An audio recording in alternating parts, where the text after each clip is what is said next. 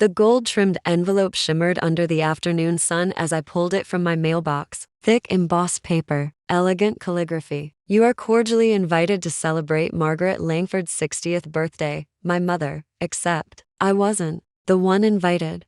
I turned the envelope over. It was addressed to Miss Julia Langford plus one valet services. My fingers clenched around it. This wasn't a birthday invitation. It was a reminder, a message, a deliberate humiliation. I hadn't spoken to my mother in nearly 3 years, not since I walked away from the Langford legacy. My parents had always treated me like the disappointment. My older brother Preston, with his expensive MBA and hollow charm, was the golden boy. I, on the other hand, was creative, which in my family was just a polite way of saying aimless. You'll never amount to anything with those silly ideas, Dad once spat, his voice thick with disappointment. You're not built for business. You're built for what? Photography? Painting? Dreams? What I was actually built for, they would soon find out. At T25, I walked away from the Langford estate and everything tied to it. No trust fund, no allowances, just a duffel bag, a degree in computer science, and an app prototype I'd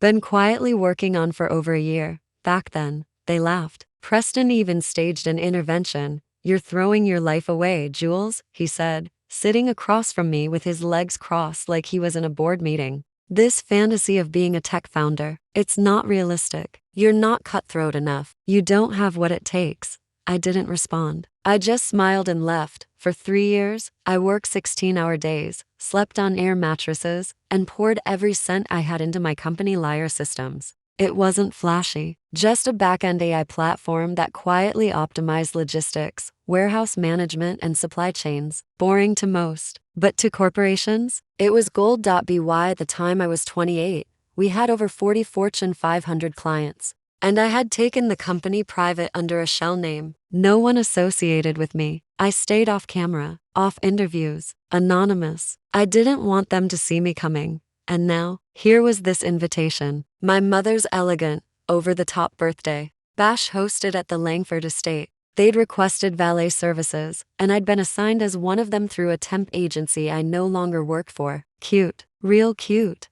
I could have ignored it, but something inside me burned hotter than it had in years. It wasn't about revenge. Not really. It was about closure, about proving to myself that I was no longer the Julia who needed their approval. And so, I arrived, yes, as valet. The night of the party, I wore the uniform, crisp white shirt, black slacks, and a matching cap. I parked 3 Bentleys and a Rolls Royce before the guests even made it to the champagne station. No one recognized me, not yet. When Preston stepped out of his black Escalade, he tossed his keys at me without so much as a glance. Don't scratch it, he said. I caught the keys with one hand, smiled beneath the brim of my cap, and said, yes, sir. His datesome Barbie clone with too much highlighter on her cheekbones stared at me with mild disinterest. He looks familiar, she muttered. Nah, probably some dropout, Preston said, laughing. These types always are. I clenched the keys and walked toward the car, my jaw tight. The same car Preston had bought with Langford Industries company funds and passed off as a necessary travel expense. I knew the books better than he did. I'd been quietly buying stock in Langford Industries through a network of shell corporations for the past 2 years. Their tech infrastructure was outdated, their logistics failing. And guess which AI company they'd unknowingly outsourced their new back-end system to? Yep, mine.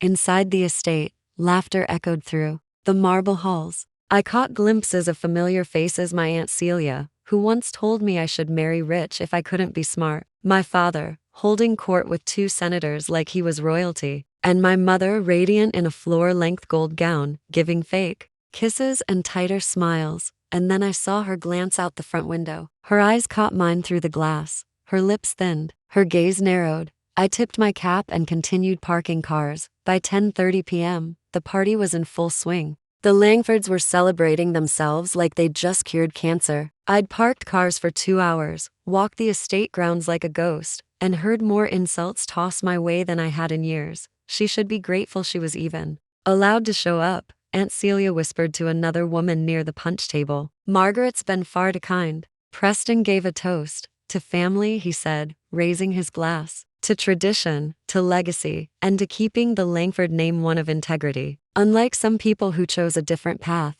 my name wasn't said. but the crowd chuckled anyway. That's when I received the text.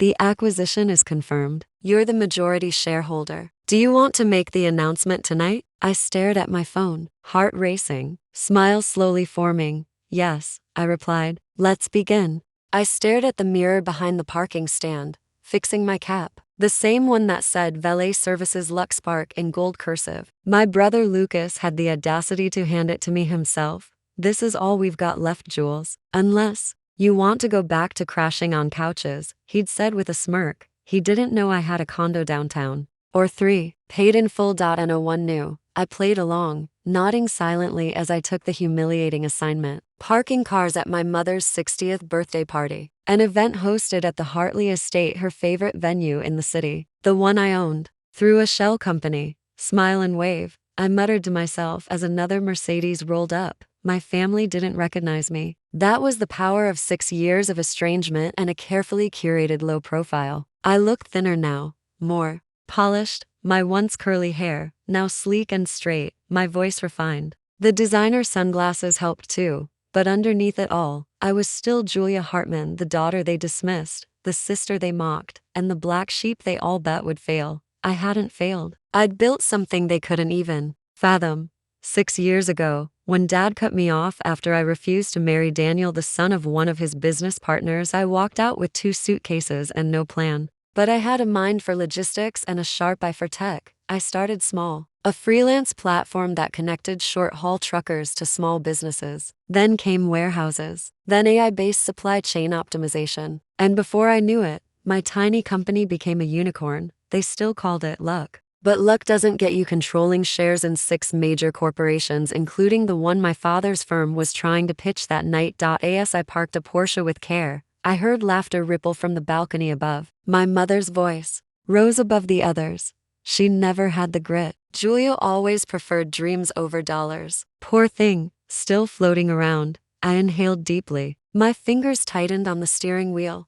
They thought I was still lost, still poor, still irrelevant. What they didn't know was that the largest investment firm in the country, Virion Capital, had just acquired their entire operation in a silent buyout, a buyout I signed off on. And tonight, after they toasted her birthday with gold-flecked champagne, I would walk through those doors not as the valet, but as the woman who now owned every inch of their legacy. A loud, familiar voice broke my train of thought. Careful with that, Julia. Lucas. I turned slowly. He was walking toward me, laughing with his friends, holding a whiskey glass like he owned the place, still wearing those 2 tight designer suits, still drowning in Dad's approval. Oh wait, he grinned. I'm sorry, you probably prefer Jules the valet now, right? His friends chuckled. I smiled, calm and cold. Whatever works for you, Lucas. He leaned in, still chasing pipe dreams. Let me guess, yoga instructor now? I tilted my head. Not exactly. He smirked, clearly uninterested in the answer. Well,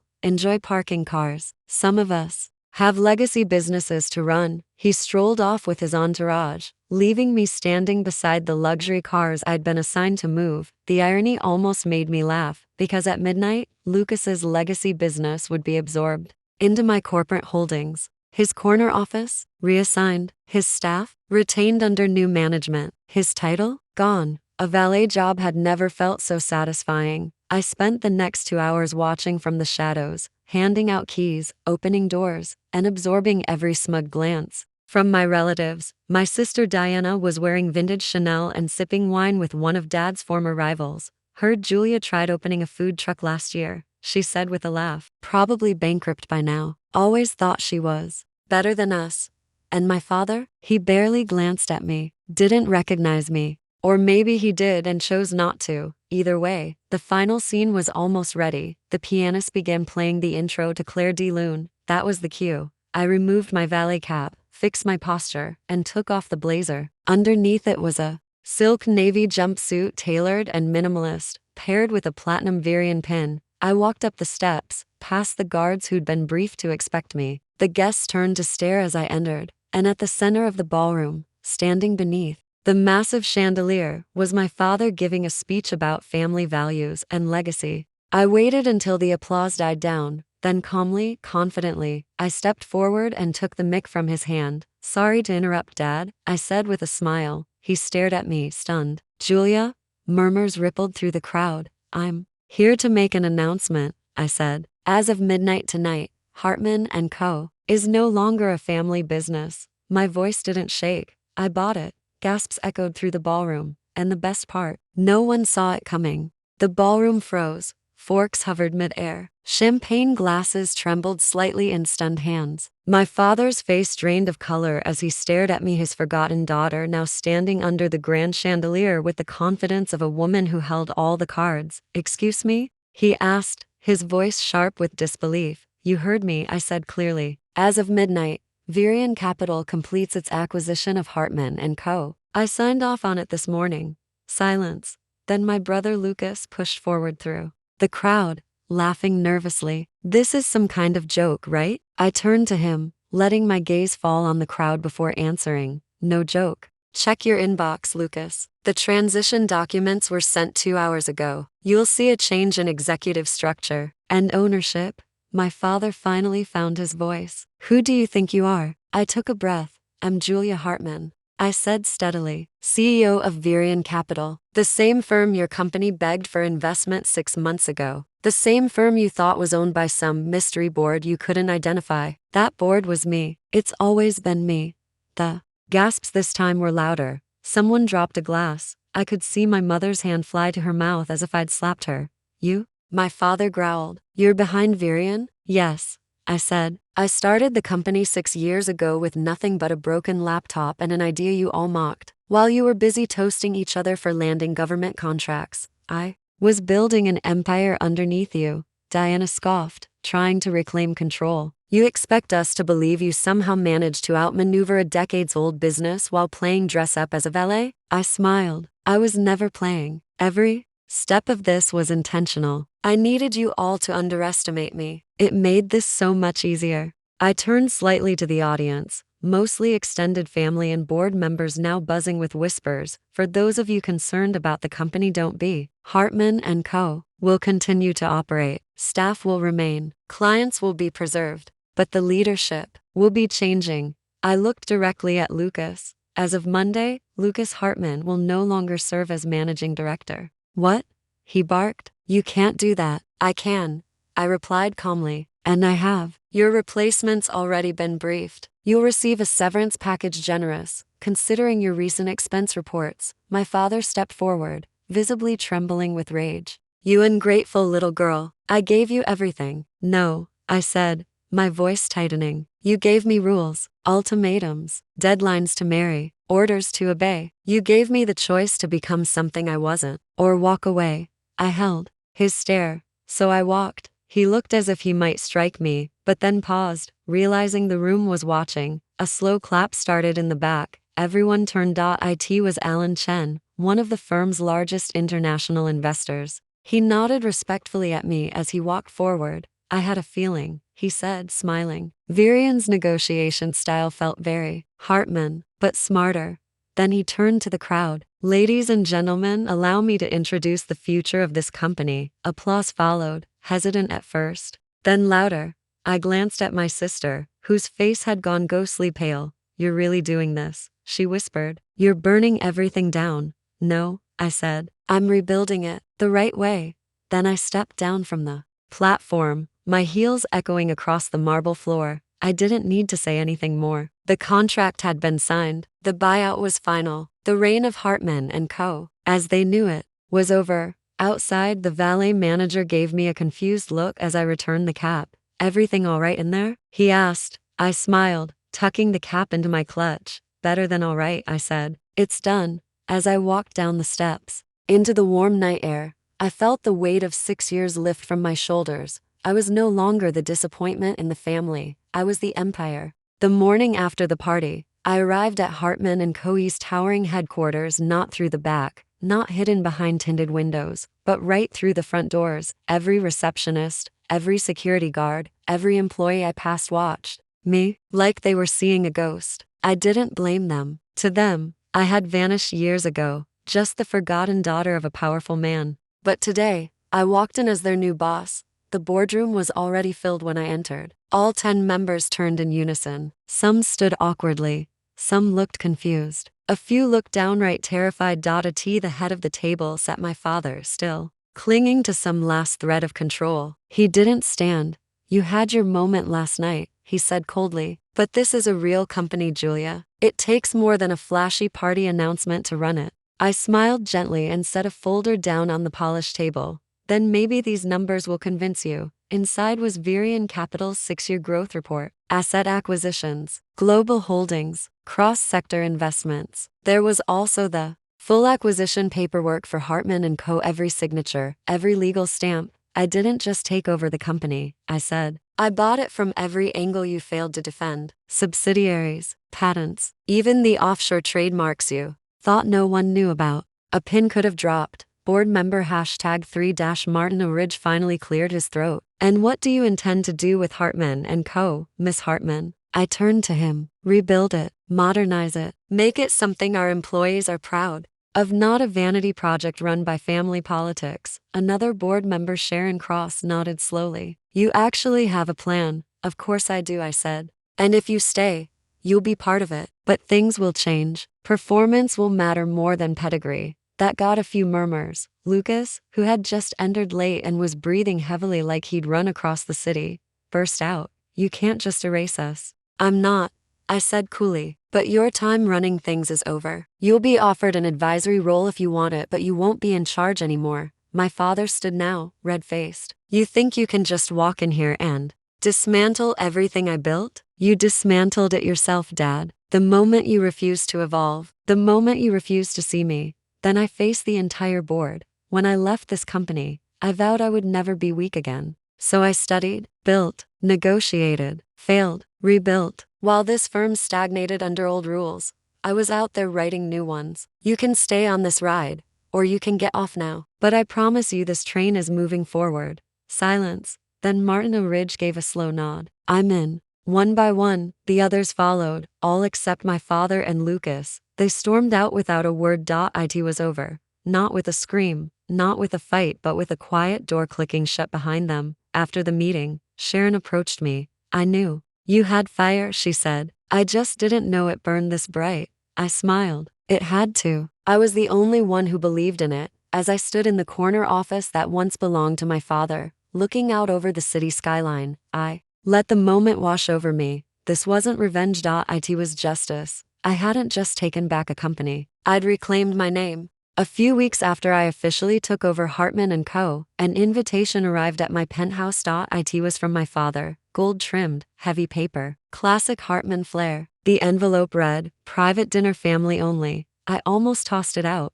but something in me needed closure. That evening, I walked into the dining room of my father's estate, the same one where years ago, he'd called me a liability, where he told me I'd never belong in the business world. This time, the room went silent the moment I stepped in. Dad sat at the head of the table, flanked by Lucas, a few cousins, and some of the family's old money circle. The tension was thick enough to slice. He didn't rise, just gave a strained smile. You made quite the splash, Julia. I made a company, I corrected. Sitting down, Lucas scoffed. You made a circus.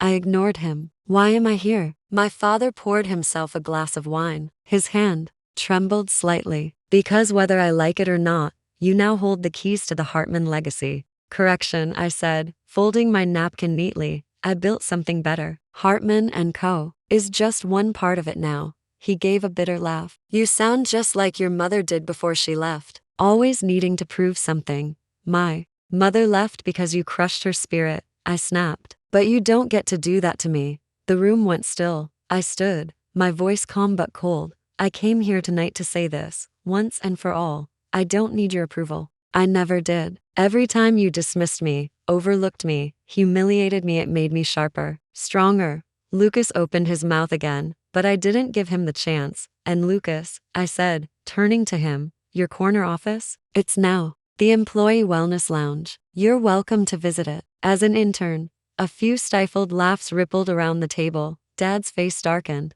This dinner was meant to be a truce. This is a truce, I replied, but it comes with new terms. I'm not the girl who begged to be included anymore. I'm the woman who bought the entire table you tried to keep me from. I placed my business card in front of my father. It was black and silver, clean and bold. Julia Hartman, CEO Virion Group and Hartman Holdings. If you ever want to have a real conversation, I said, you'll find me at the top floor of the building that used to have your name on it. Then, I walked out, heels clicking, spine straight. The city lights gleamed as I stepped into my car. I didn't need revenge, I'd already won.